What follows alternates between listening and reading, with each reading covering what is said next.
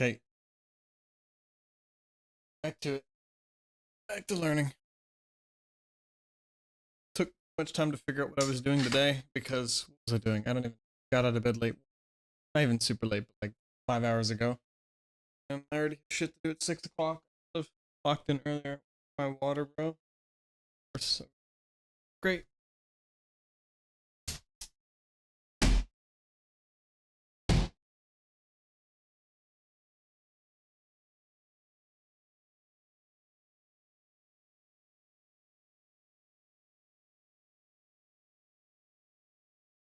All right, I have my strategy locked down to do what I was doing before. I don't really fully remember it. I think I was just doing 30 minutes and then publish the video instead of doing like finish the whole thing and then publish the video.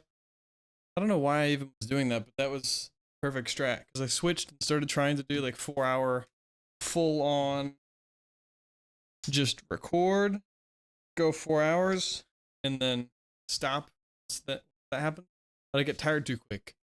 The act of me recording for 30 minutes and then uploading it was giving me that 5 minute little break to keep going, process things better. And it was the a Pomodoro technique, I guess, whatever, where you're doing something for 30 minutes and then you let your brain process what's going on, take a break, reset your attention, and then go again after 5 minutes. I don't like super structured shit where it's like there's a fucking buzzer and then I have to start working and then the buzzer stops and I stop. I want to do it how I feel. I just need to implement the breaks automatically. It means I'm going to do 30 minutes of recording, publish the video, title it. The time that I do that makes it so that it's 5 or so minutes. Good. That was when I was more consistent. I stopped. I didn't care about titling everything properly and having things labeled. I just want to record, hold myself accountable and whatnot. I didn't realize that the recording was actually doing more than holding me, or the process by which I titled and more diligent about the recording, put more effort into it, was actually keeping me, was actually allowing me to. Wasn't an extra burden like I thought it was. It's actually a requirement. So without losing focus or being consistent. So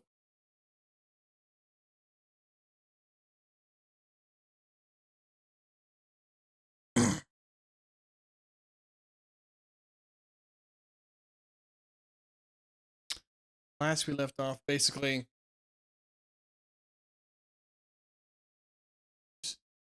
static local variable, so that variables are created not when they come in scope. They are created actually and given a value of zero initialized when the program starts, and they are destroyed when the program ends. The program will start, and some static variable in a function not used for knows how long is given a value of zero, and logic is executing, and then eventually when you call that function, that variable is updated, get its real initialization, say string, instead of it being a blank string, zero at the beginning, or whatever a blank string, I don't know. Then it's finally given a message, hello, the text. And then it's used, updated, and stuff later on. And if that function gets called again, it does not get initialized again. It's only that first time. So we had standard program. What would I do this for?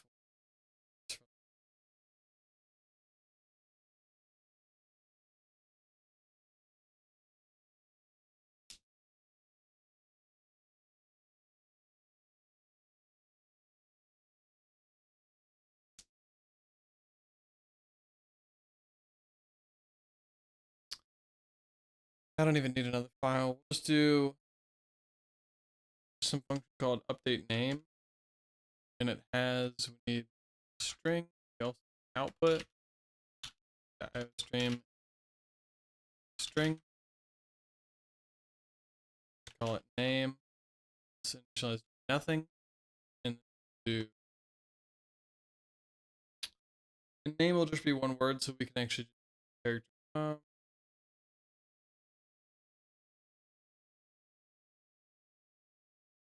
regular character input, but we would do get line, so we could ignore the first bit. I think we do standard get line, probably do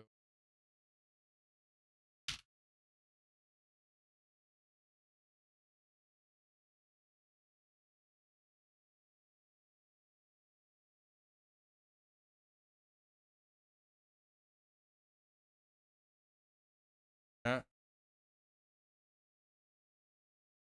So shit not deleted. Who knows why? Oh, no prompt or anything. So we'll do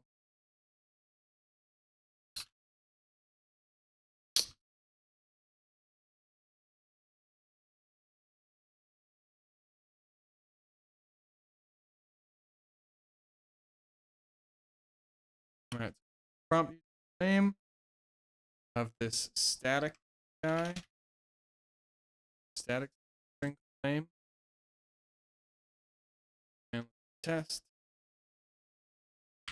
Okay. So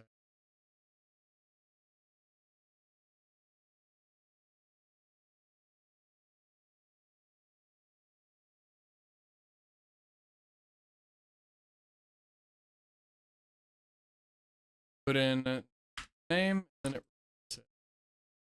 So we do debugging this to see what's happening.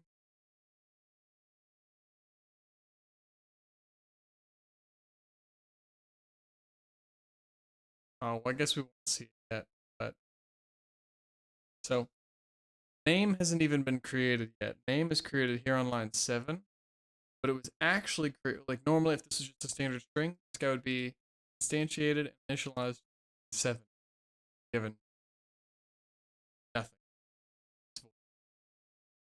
It's not 0, just the quotes and there's nothing. So it's just an empty string. Normally that would happen at line 7. This wouldn't say that there's a local variable yet until line 7 because it's static. Name was actually created here when the program started. Name was created blank. And then once we call update name, then it gets initialized as whatever this is. So I could technically change this to be the name by default is now Ethan. So run through here. It's actually blank right now. Oh yeah, Okay, yeah. So the point is that static variables are given a blank, so a 0 value, given nothing when the program is created. So now we can see the test. I did what I wanted, but I didn't say it properly. So I wanted to name it. I wanted to make it not blank here and name it Ethan. That way we can see that it actually gets initialized with its true value that I put here. Whereas normally the variable wouldn't even exist until line 7. The first value it ever gets is boom. It's created with Ethan as its value. But instead, actually because it's static, it's created when the program starts. So you see right here, it technically existed all the way back here. But now this is the first chance we get to see it because it's a local variable, so we can't actually see what it is and get in. You can see that, oh, it already exists with a blank value because it's static. But if we now make this not static, then we'll see name doesn't have a name, I guess.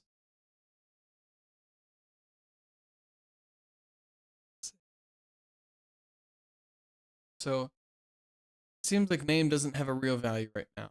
Nothing actually there. But it's not 0 either. There's some, it seems like it's probably some garbage.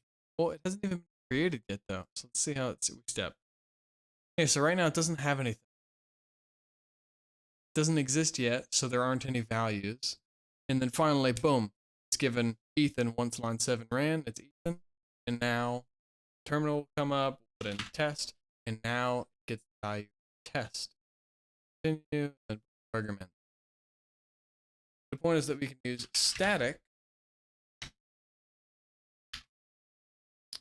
creates a local, or creates, instantiates, well, 0 initializes, instantiates variable on program start.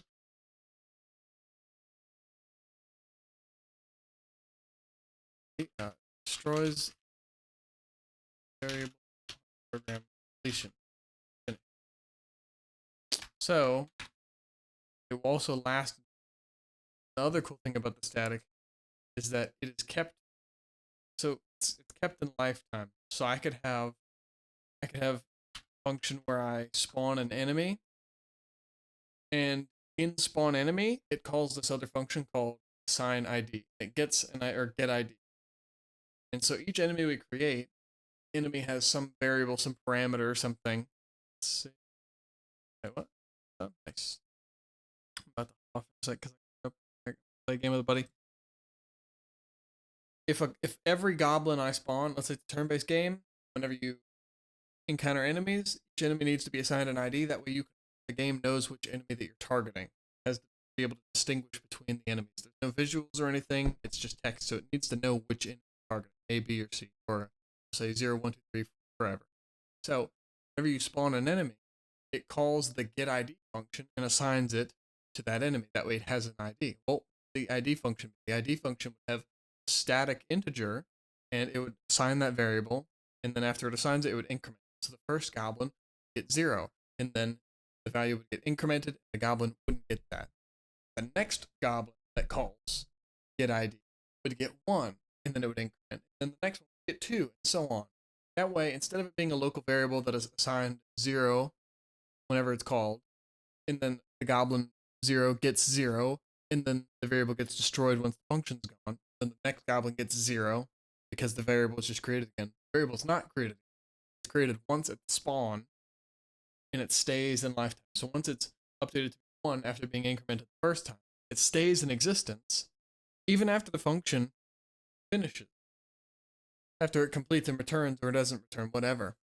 Then later on it gets called again. That variable has been persisting in memory the entire time. It still exists.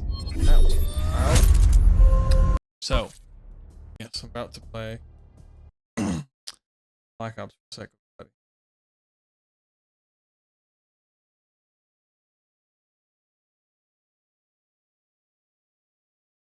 Okay. While that's doing its own thing, oh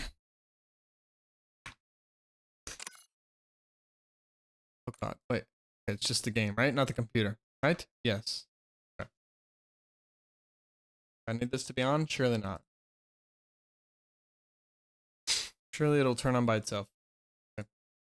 So that's the point. Static variables are created upon the program start, are destroyed upon the program's completion, and are initialized one time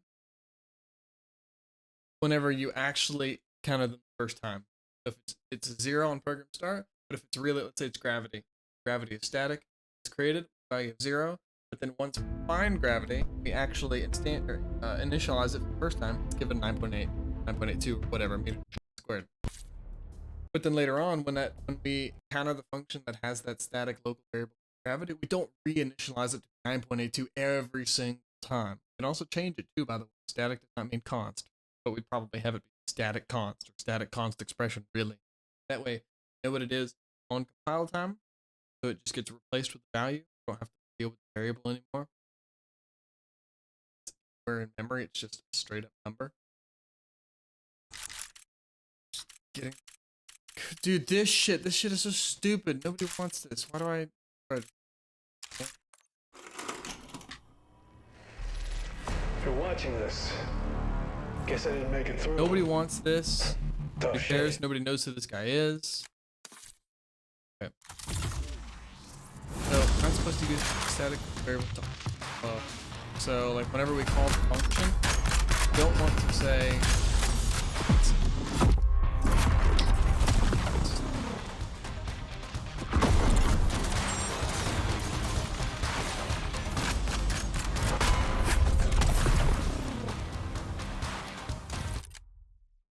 Bro, $30?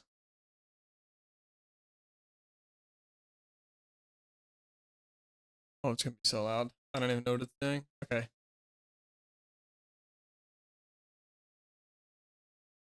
So the point here is we're getting two variables, initializing them with the return value of a function called getInt, integer, and in getInteger, there's a boolean that's created upon the program start called static is first call.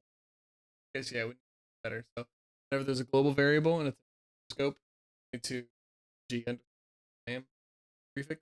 Same with s for static. Bro, do not purchase. What the fuck is this? Bro, whoever made this, and you have to can't just spam through stuff to play the video game, should just be like punched or something. I don't know. This is just ridiculous. Just so terrible. What is this? Readiness? Percentages? Nobody knows. On my level.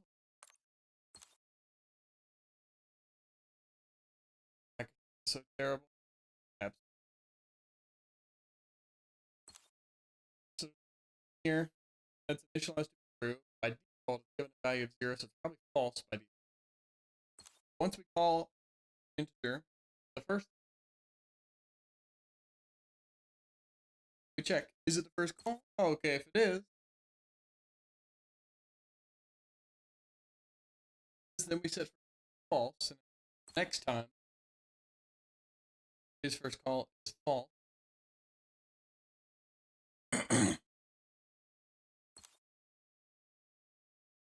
That way, this false. Here's it's changing prompt. Who put the movie here? What can happen? I need to stop. That is terrible.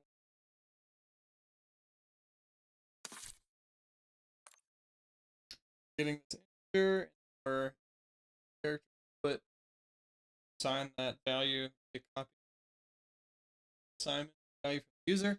That value. Picture the mic's been fucked. Yes, it has been the whole time. It's been just destroyed. Okay.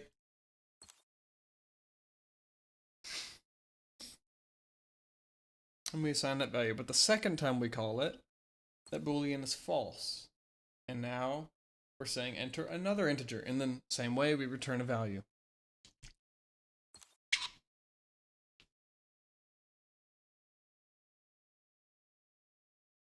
Oh.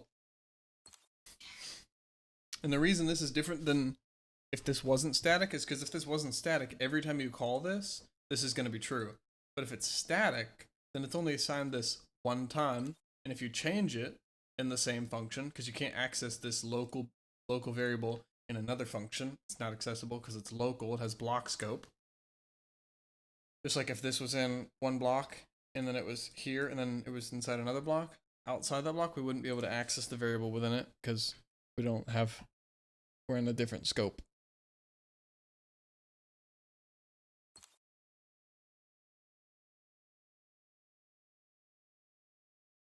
There we go. Oh, excuse me. So it's using static variables to alter the flow of the code, meaning that when the function is called, the value of the static variable depends on what gets executed. But it's probably hard to track what that value even is. It's like if we call it, there's nothing that's telling us.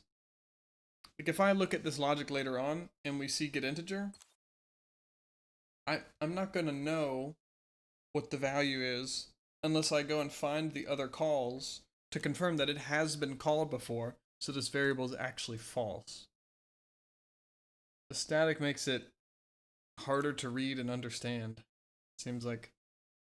So we do 5. This value was 0, so it's probably false at first, but once it's actually initialized, it's given true. And if it's true, so if this is true, then it will output enter an integer, and then change it to be false, and then get the integer. But the next time, because it's false, instead of this block being ran, it's this block, which is enter another integer. So it works, but when we call this the second time, it's clear that this activated instead of this, because this is the result we got. But then we have to work backwards to figure out why this is false. And if you didn't realize that you had called this before, then you wouldn't understand why. So it seems like a weird thing to do. Seems like you'd want to keep, like, you could keep track, like, using it here, all it's doing is having a variable and then returning the value. But it's not using that stored value in itself to do other things. This seems like a weird thing to do. I can't really put my finger on it though. Why, like, how to describe exactly why it's weird. Oh, another text.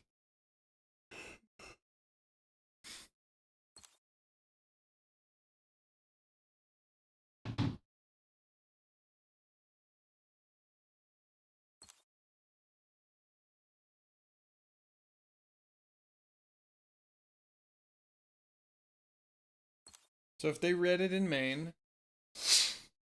they wouldn't know why they're, or that they're different.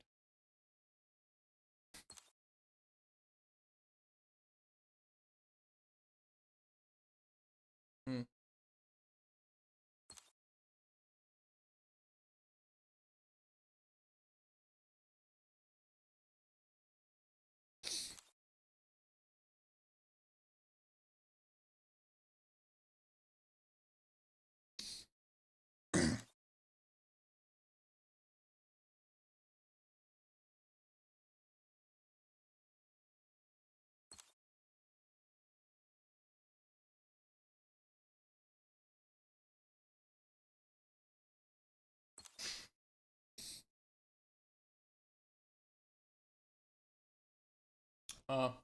So it seems like it's not the one definition rule, but we would want this to do the same shit each time or call something else to do other stuff. Maybe call something like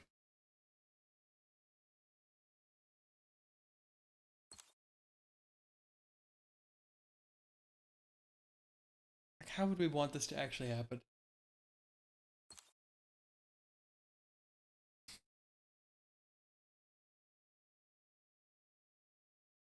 I mean, one could be there's get int and then there's this other. We wouldn't want to pass the string into there.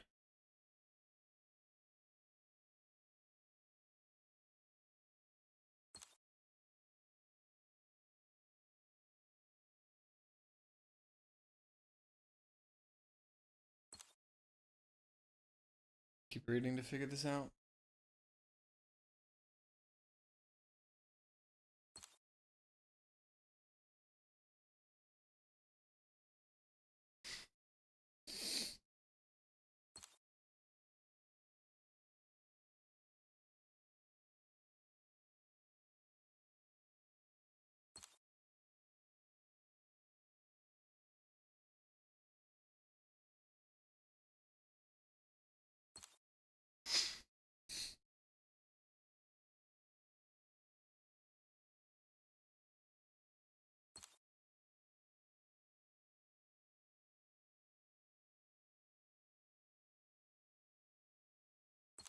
Yeah.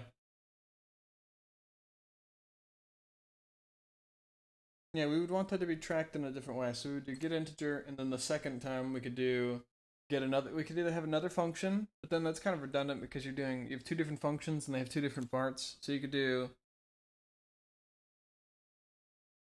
call the same function and then inside it calls another function that is the output message, or having a function that tracks itself is kind of funky. In these years, we're saying enter an int 5 and then 9. Okay, and then it does an operation based on the operands. But here, for subtraction, it should be entered the first integer. Enter an integer in that, which doesn't make sense. It's not reusable because it has an internal state that cannot be reset from the outside.